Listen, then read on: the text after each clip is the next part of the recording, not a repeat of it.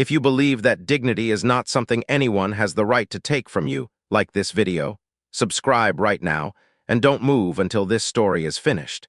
Because what happens in this one is something you will not see coming. The paper tore cleanly. That was the detail people would keep coming back to afterward, not the words that preceded it, not the expression on the loan officer's face, not even the silence that followed. It was the sound. The crisp, deliberate sound of a document being split in two by someone who wanted the act itself to be a message. Gerald Pratt had been a loan officer at Consolidated Heritage Bank for 19 years. He knew the branch the way a person knows their own kitchen. Every procedure, every policy, every shortcut, and every unwritten rule that never appeared in any manual, but was understood by everyone who worked there. He was not a cruel man in the way that people who think about cruelty carefully would define it. He was something arguably more common and more difficult to name. A man who had spent 2 decades in a position of small authority and had quietly organized his worldview around protecting it. He looked at the woman seated across from him and made a calculation.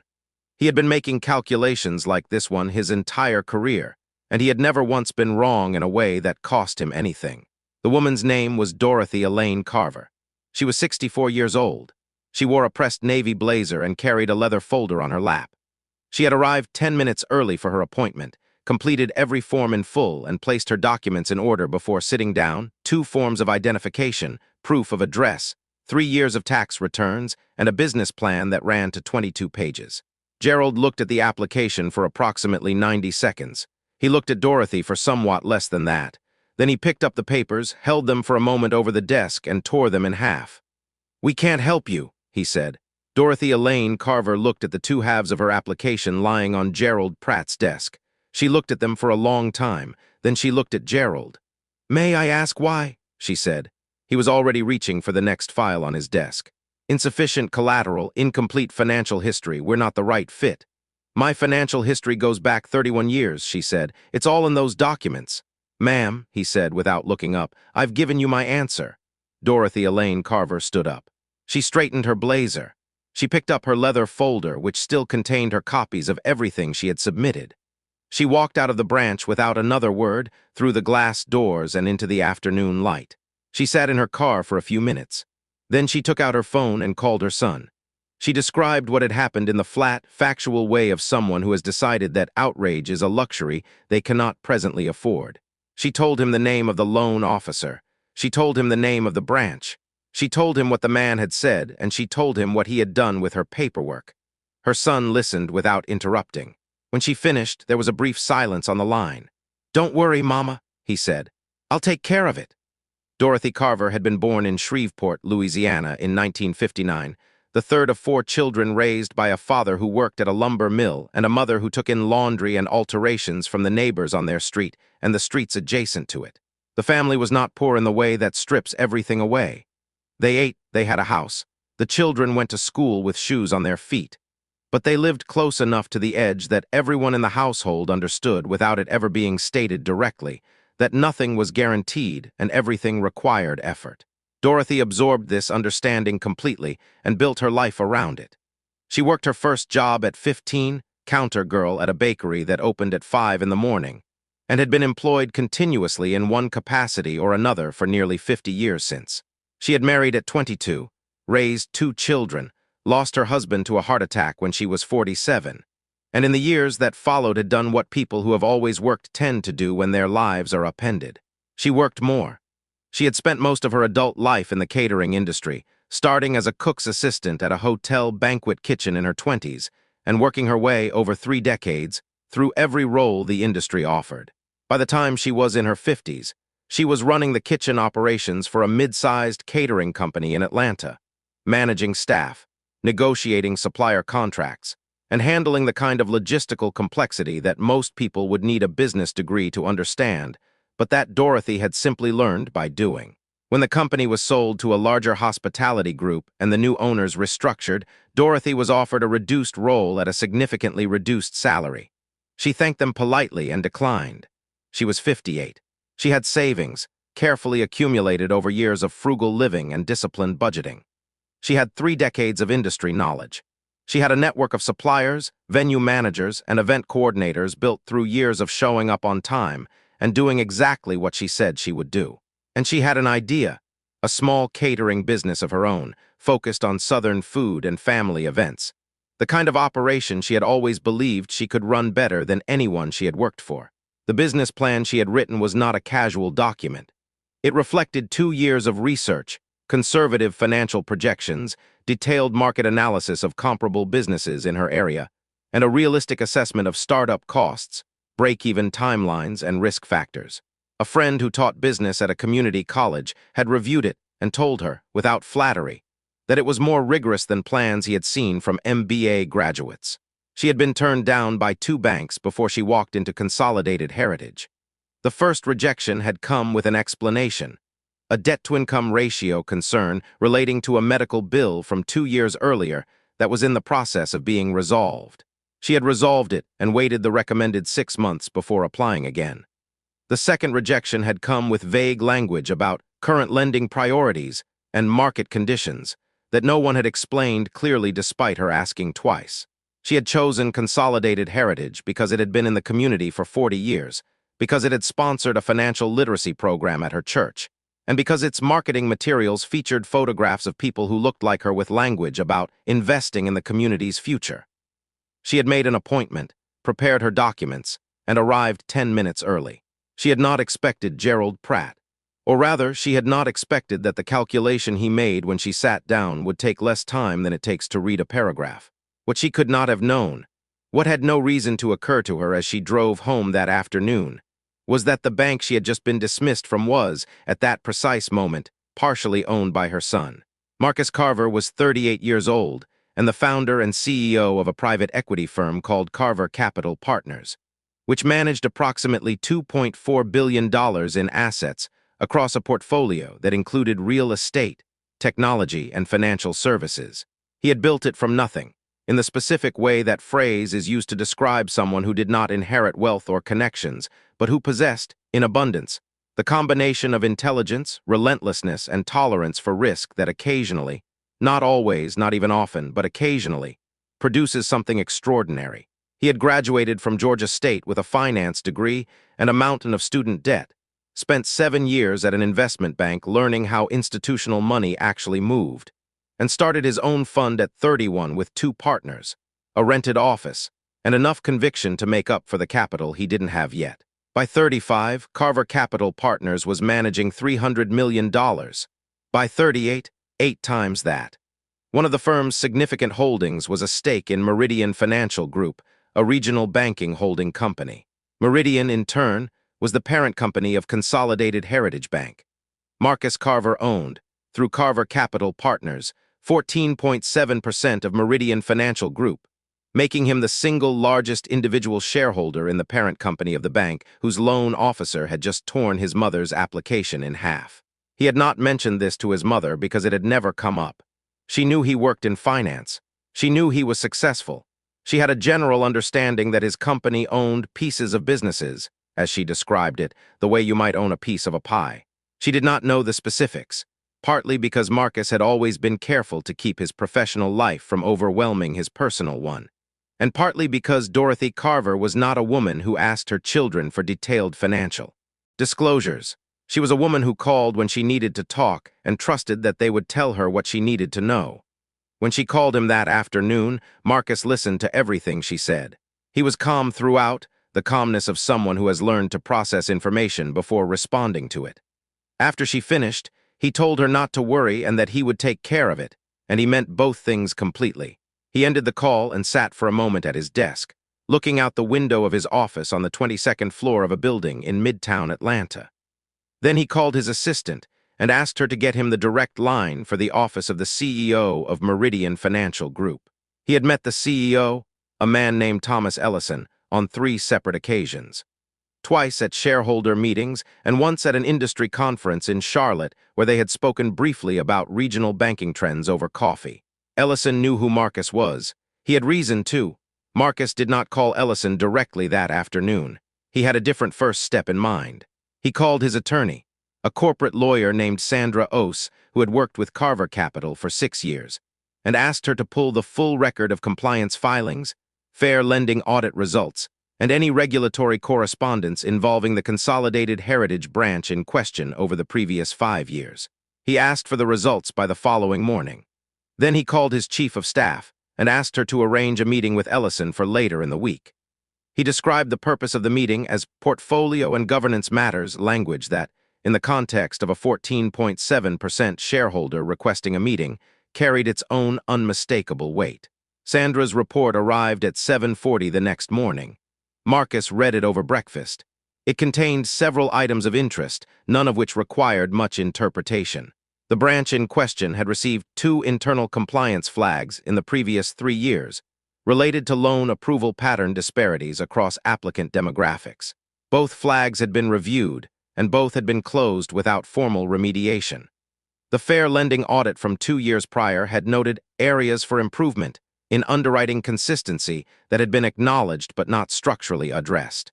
The picture that emerged was not of a single rogue loan officer acting alone.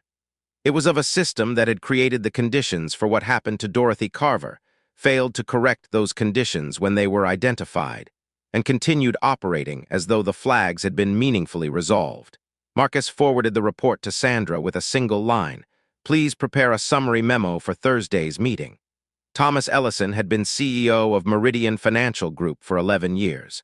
He was a careful man, methodical in his thinking and conservative in his risk appetite, which was part of why Meridian had been stable and modestly profitable through 2 economic downturns, while flashier competitors had stumbled.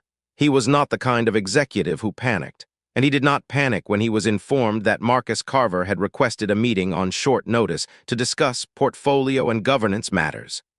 But he was attentive enough to prepare thoroughly, and he was attentive enough. When Marcus and Sandra arrived on Thursday morning, and Sandra produced the compliance summary memo and set it on the conference table, to understand within the first 90 seconds of the meeting that something significant was happening.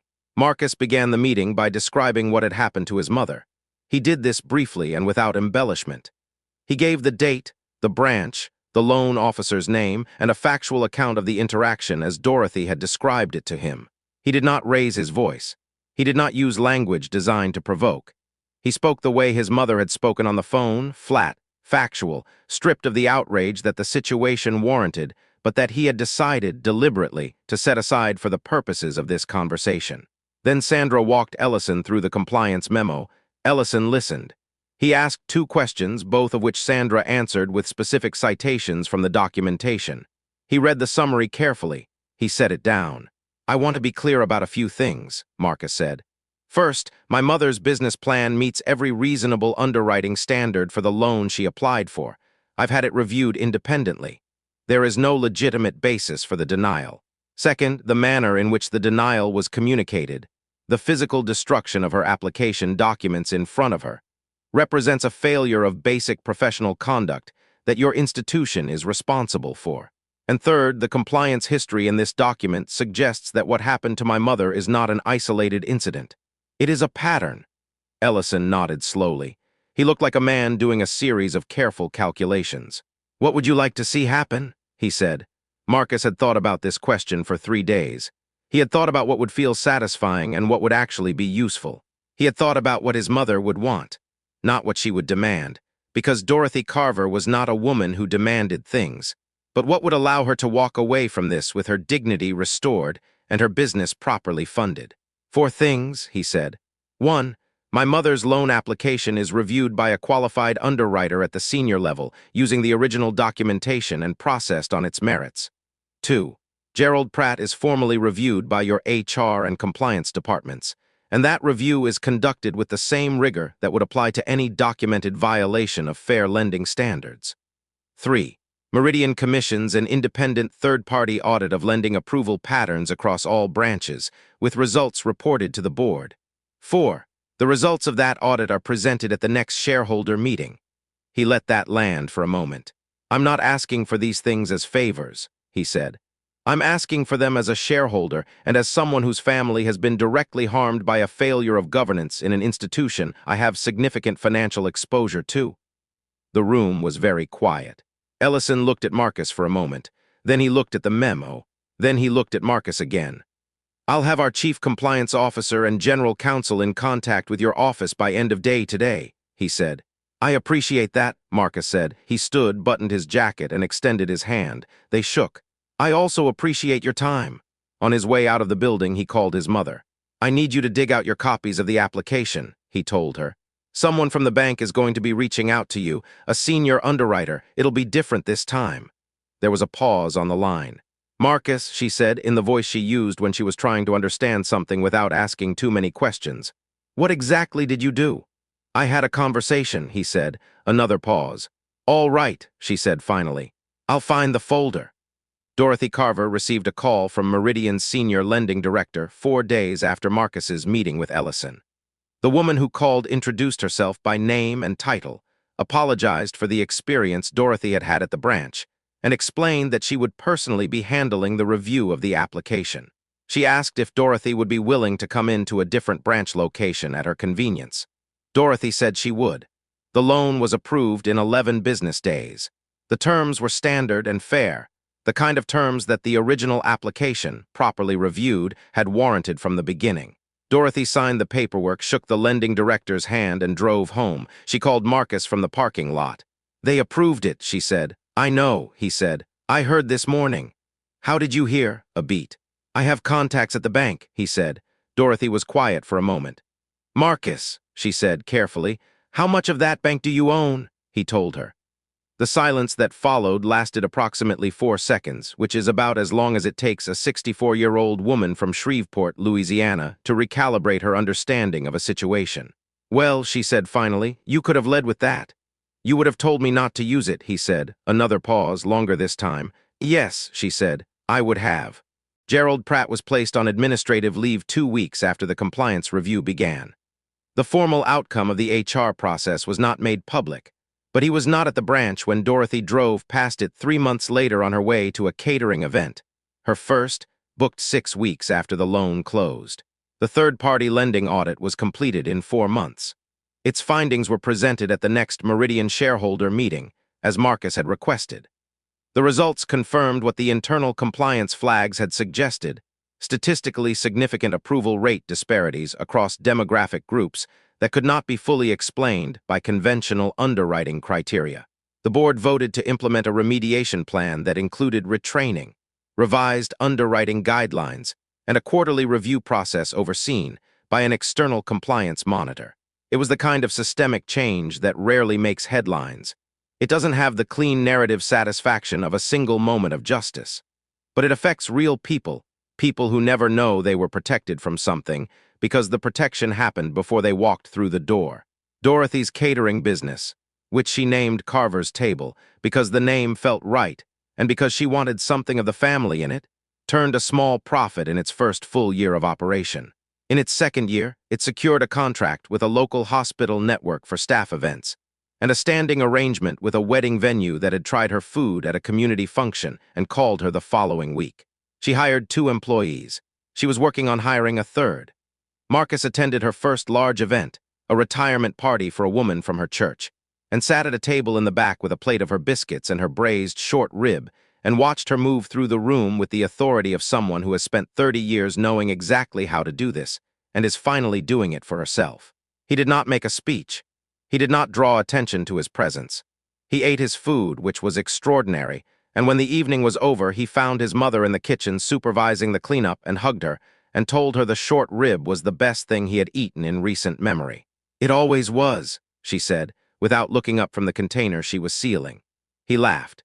In a profile published the following year in a regional business magazine, a piece about Carver Capital's portfolio strategy and Marcus's broader philosophy around community investment.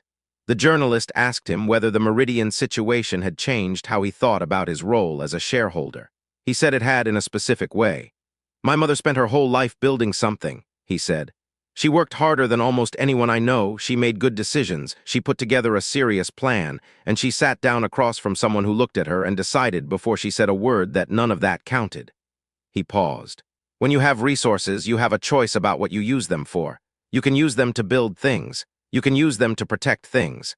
And sometimes, if you're paying attention, you can use them to make sure that a room that was built to keep certain people out has to open the door. He thought for a moment. The audit mattered more to me than the loan approval, he said. The loan approval was for my mother. The audit was for everyone who walked into that branch and got the same answer she did and didn't have someone to call. Dorothy Carver, when the journalist called her for a comment, declined to be interviewed at length. She said she was busy, she had an event that weekend, a 50th wedding anniversary, and the menu was still not quite right. She did say one thing before she got off the phone. "My son is a good man," she said. "I raised him to handle things properly. He handled it properly." Then she went back to her kitchen. And in the way that things which are handled properly tend to do, the situation continued to resolve itself in small increments in the weeks and months that followed, not loudly, not with ceremony, but steadily.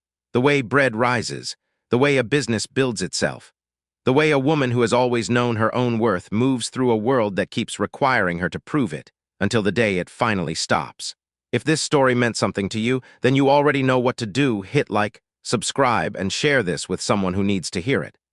Every story on this channel is about people who did the work, held their ground, and let the truth do the rest. There are more coming, and they are worth staying for.